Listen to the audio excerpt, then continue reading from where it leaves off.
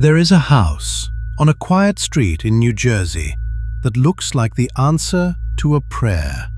6 bedrooms, a wide green lawn, the kind of home a family waits a whole life for.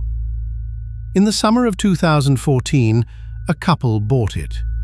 And before they had spent a single night inside, a letter arrived. It was addressed to no one by name, just 3 words. The new owner. Derek and Maria Broaddus were not strangers to Westfield. Maria had grown up there, just a few streets away. For them, the house at 657 Boulevard was not an investment. It was the ending of a story. The forever home, the place their 3 young children would grow up. They paid more than $1 million for it. And then the first letter came. It was almost polite, almost welcoming.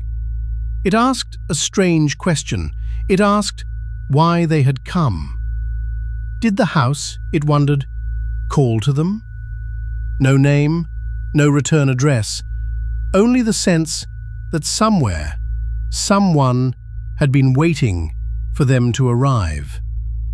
The second letter was not polite. The writer explained himself patiently. His family, he said, had watched the house for generations.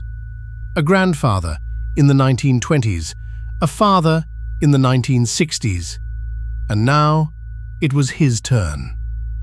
He knew things he should not have known, the way the rooms were laid out, the renovations they had only just begun.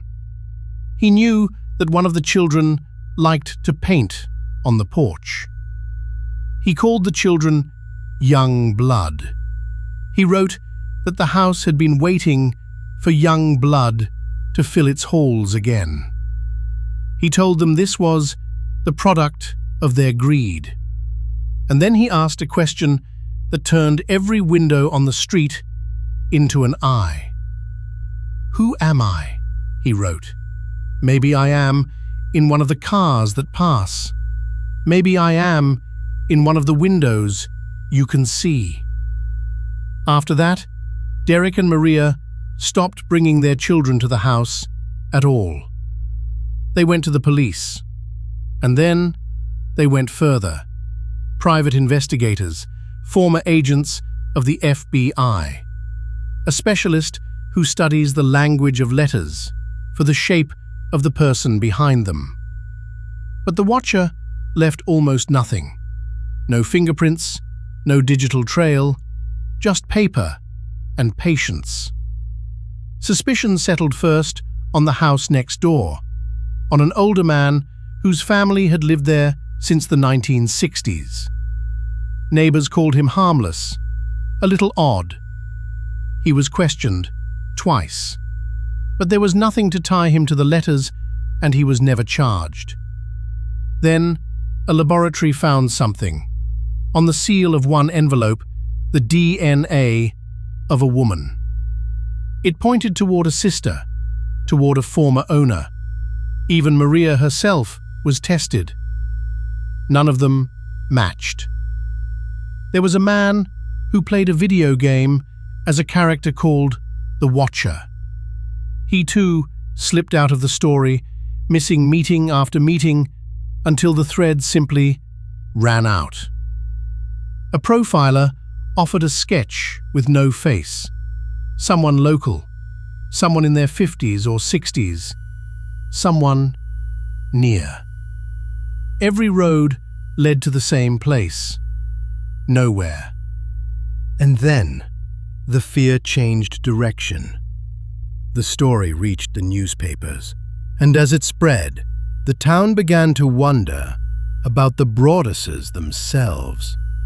Had they written the letters to escape a house they could no longer afford, for a story they could sell?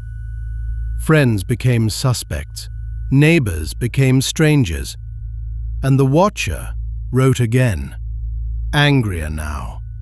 He claimed the neighborhood had saved the house with his orders, and for the first time, the threats turned dark.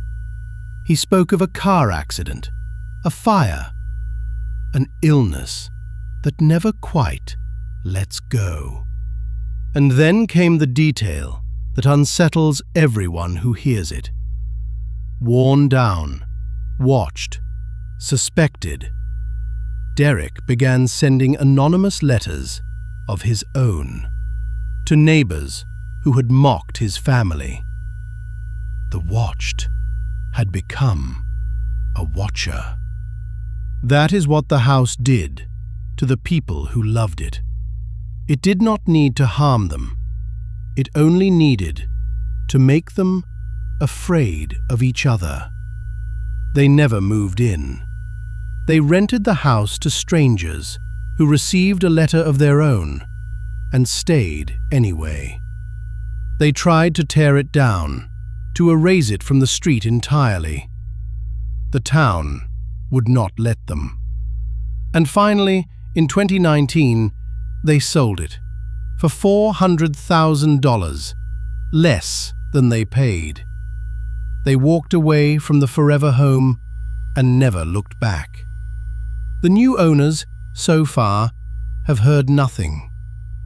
The last letter the Broadduses ever received ended with a single, quiet boast. "You are despised by the house," it said, and the watcher won. No one was ever arrested. No name was ever found.